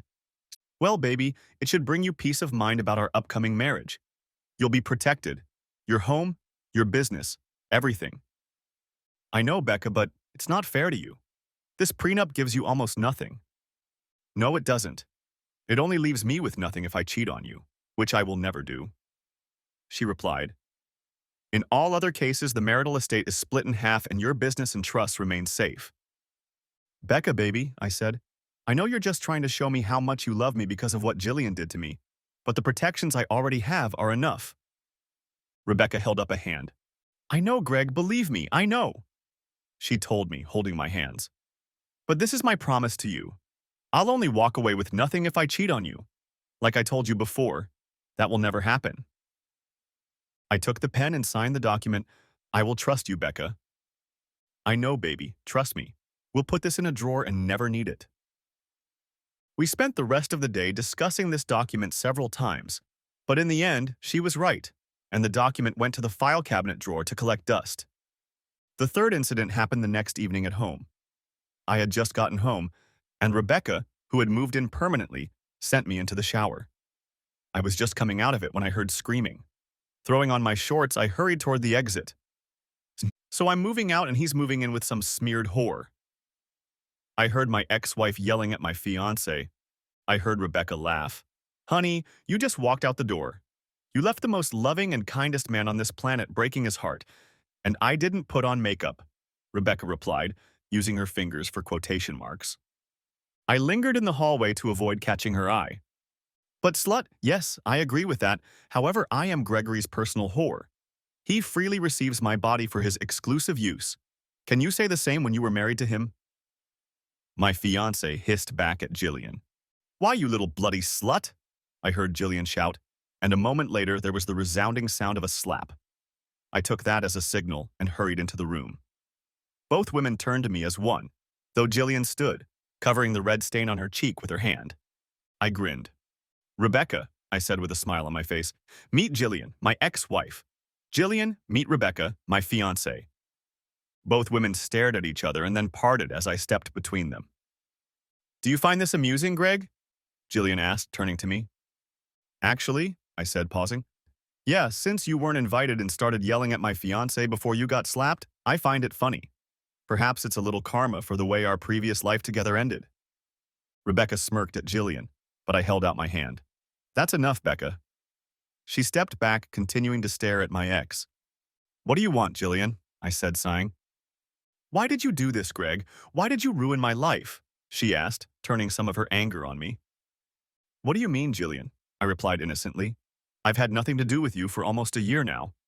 As far as I can remember, you're the one who tried to ruin my life. You left me for true love, and damn the consequences. Behind me, Rebecca snorted. Jillian threw an angry glance at Rebecca, then at me. You didn't have to go off and destroy Troy, she said with a mournful note in her voice. I laughed, causing Jillian to pale slightly.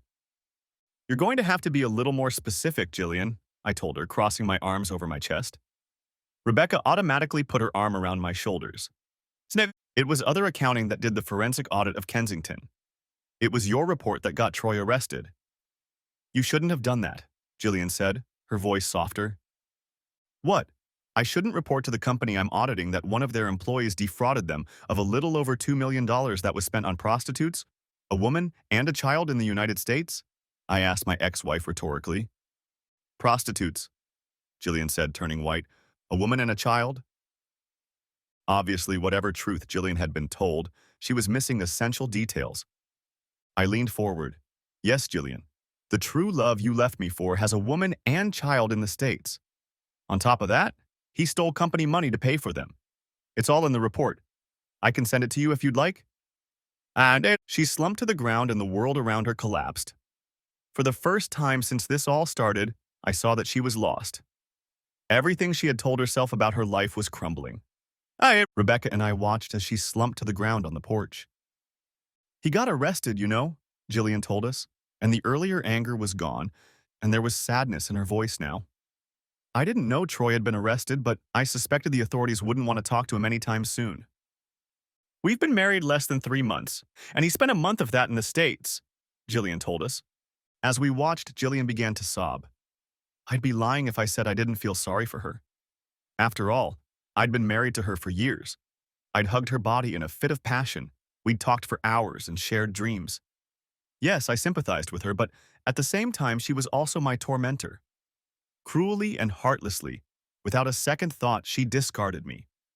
I'm a kind man, but when it came to Jillian, I couldn't be so kind anymore. What should I do, Greg? Jillian asked, looking back and forth at Rebecca and then at me. Rebecca answered for me. I know. You have the guts to ask him that after what you did to him, Rebecca said firmly, but surprisingly without venom. Some of the fire returned to Jillian. He was mine long before he was yours, Jillian replied. Rebecca laughed and hugged me tightly again. He was never truly yours, Jillian. You never really let him into your heart. You never gave yourself to him 100%. You must have always kept a part of yourself away from him to do what you did to him. That's not true, Jillian protested, shaking her head and looking at me. I stood as still as a statue and watched the conversation unfold. I gave myself completely to Greg when we got married. Rebecca laughed. Of course you did. That's why as soon as your true love returned, you started sleeping with him behind your husband's back. That's why you humiliated him in front of a group of people and tried to take away his house, investments, and even his business. Isn't that right? I mean, you gave yourself completely to Greg. For a moment, Jillian was silent. If a person can become transparent and disappear, I had a feeling it was happening right before our eyes. It finally came to me what Jillian had done, what she had given up. Rebecca's hands left my side, and she came over and sat down next to Jillian, showing surprising compassion. Jillian, Rebecca said softly, you don't know my story. When I first met Greg, I wasn't at my best. He was happily married to you at the time, and I realized how much he loved you from brief conversations with him. As time went on, I learned more about him, and I have to admit I was jealous of you. Jillian looked up, surprise reflected on her face. Rebecca continued, and I leaned against the doorway, crossing my arms over my chest. When I heard what you did to him, I was furious. Jillian nodded slowly. She lowered her head and stared at the concrete of the porch. But then, Rebecca said, looking up at me and smiling, I was at a barbecue for Greg that weekend when the divorce between you two became final. Jillian looked up at me, something akin to pain reflected in her eyes.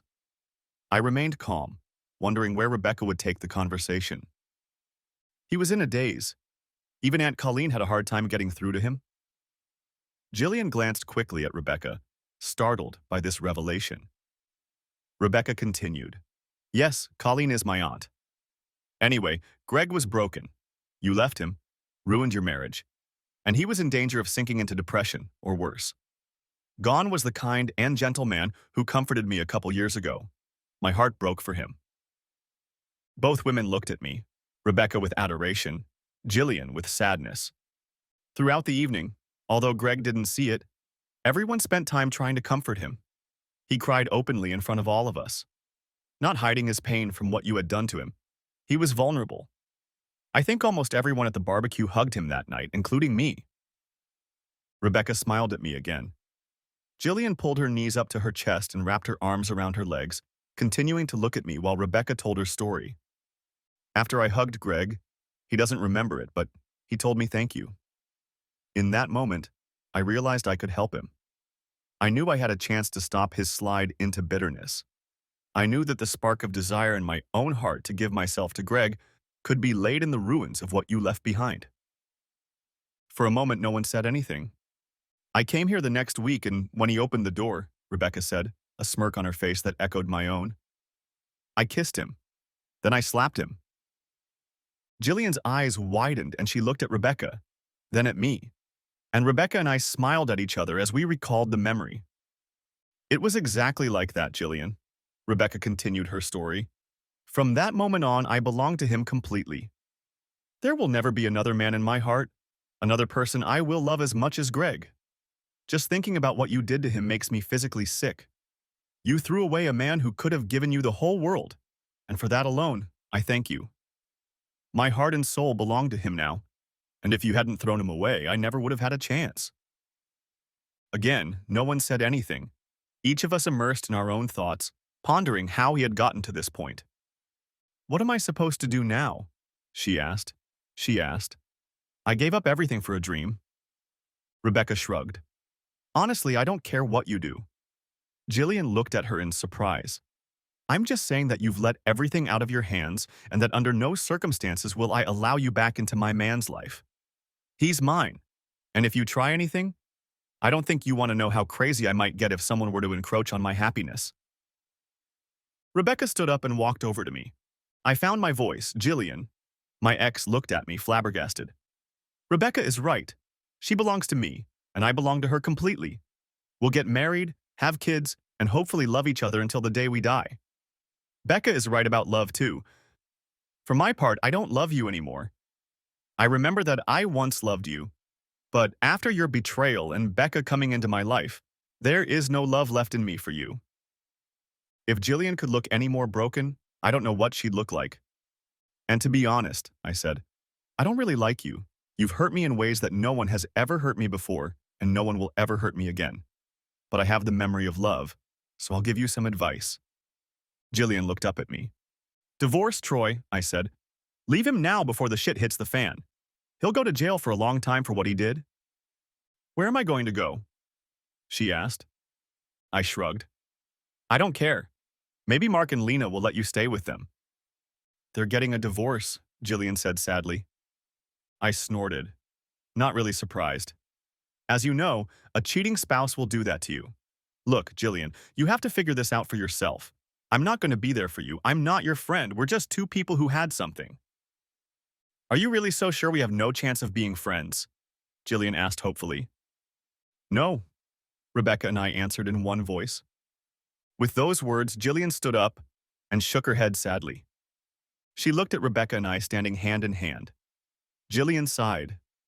Thank you for your honesty. I really wish we could still be friends. I was hoping for that at the beginning of all this. But now I see it was all a dream.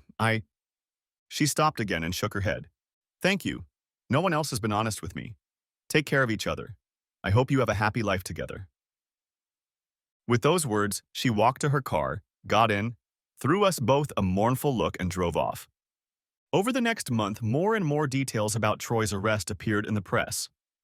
Our audit that uncovered the fraud hit the news, and we ended up having to nearly double our staff by the end of the year due to the demand for our services. Rebecca and I were married in a small ceremony among friends and family. We went on our honeymoon to North Queensland, spending a luxurious 2 weeks on the golden beaches of the Sunshine State. When we returned, we got into a rhythm of work, lovemaking, and dreaming of the future. We started talking about kids. Rebecca agreed that she would stay off birth control, and we would see what would happen. 9 months later, Sarah was born. Just under 2 years after that came twins Henry and Peter, and last born was our baby girl Bridget. After Bridget was born, Rebecca and I decided that 4 was enough, and I went into surgery. In the years that followed, our lives were rich and fruitful in ways I could never have imagined. Sure, we had the usual family problems, quarrels, and the like, but there was a lot of love in our home, and it never waned over the years. Epilogue. 32 years later. It was a crisp winter morning when the kids and I laid Rebecca to rest. Her battle with cancer had only lasted 2 years. Until the very end, Rebecca gave the kids and me everything she had. Even in her weakened state, we often lay together as husband and wife, and Rebecca told me that she needed to feel her husband's love. Baby, Rebecca said, in pain, but even under the influence of the medication remaining alert. We snuggled together on the bed. You're going to be okay, you know that. I'm not leaving you alone. I snorted. I know we'll only be apart for a few years before I come for you. I told her, stroking her graying blonde hair. Rebecca smiled. Like Canada, then? We both smiled, remembering how I had gotten stuck in a blizzard just an hour away from the cabin where Rebecca was waiting for me. For almost 3 weeks, we'd only communicated through a face-to-face meeting. Well, yeah, I replied, and we both smiled. Are you going to miss me? She asked. I snorted again. As if you need to ask, you know I'll miss you with all my soul, I replied. We lay together and words were not needed. After a while, she grabbed my hand, clenching her fists. I'm scared, baby, Rebecca told me. She was crying quietly. I know there isn't much time left. I can feel my body shutting down. Her tears hit my chest. At the same time, I felt myself pulling away from her. We've been married for over 30 years. 4 children, 6 grandchildren, and another on the way. We've traveled the world together, and now this. Shh, I whispered. I'll be here the whole time. I'm not going anywhere. I know, Rebecca replied. It's the only thing that gives me strength. The next day, the children came with their families, and we all sat with Rebecca. She was much weaker than yesterday, and we could all tell she was about to pass away as her skin changed color from pink to orange and then lost color altogether. Throughout the day, we reminisced and laughed at the stories. We cried and even sang songs in those final hours. The kids said goodbye and stood around the bed, and I sat down and hugged my wife. I love you, I told her, feeling that our time together would only last a few minutes. I felt tears come to my eyes. And I love you, she said weakly. Her eyes began to dim. In front of us were the last minutes of Rebecca's life in this world. Her fragile hand reached up and lightly slapped my cheek, reminding me of our first day together. We smiled, and she reached for my shirt, pulling me to her, and I leaned in and kissed her. Suddenly, all the previous years seemed to vanish into thin air. In my arms, like my bride in her first kiss, no wrinkle on her face, no cancer eating away at her body. We were young and full of life. Her eyes were bright, and the love she had for me almost overwhelmed me.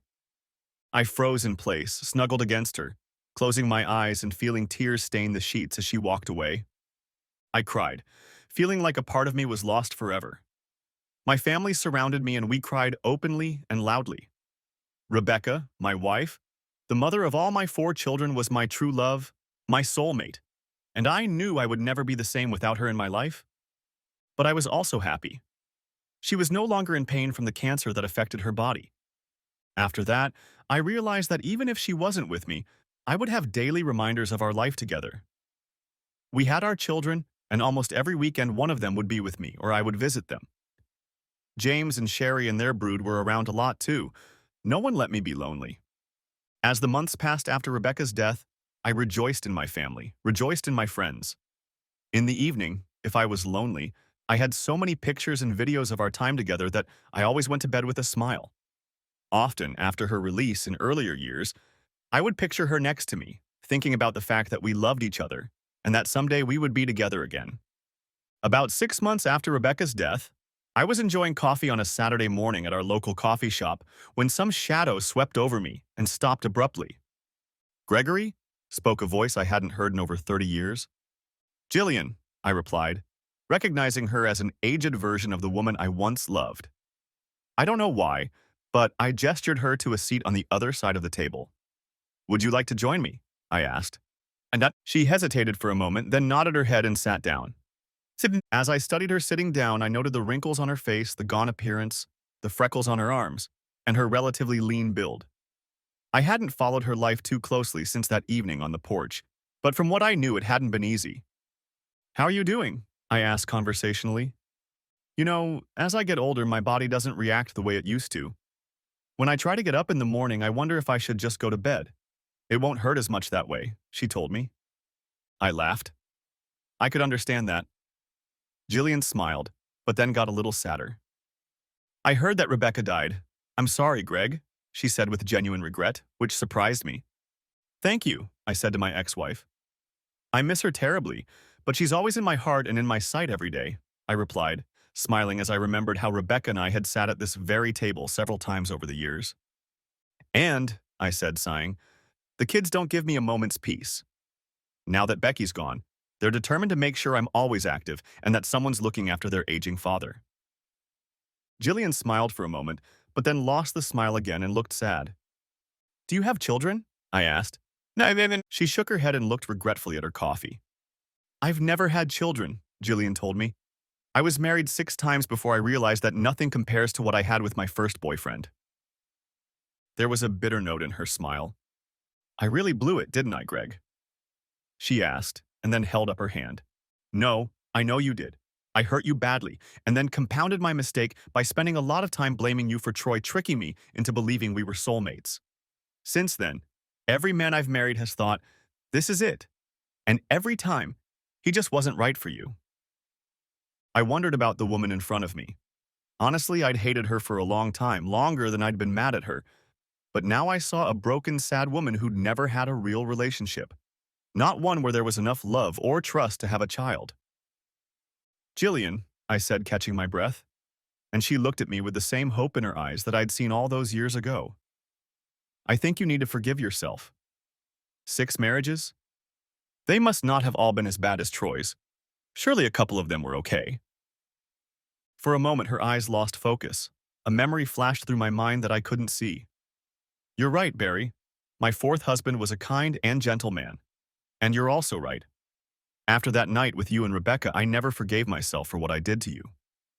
I wanted to be loved, but I never got over the pain I caused you."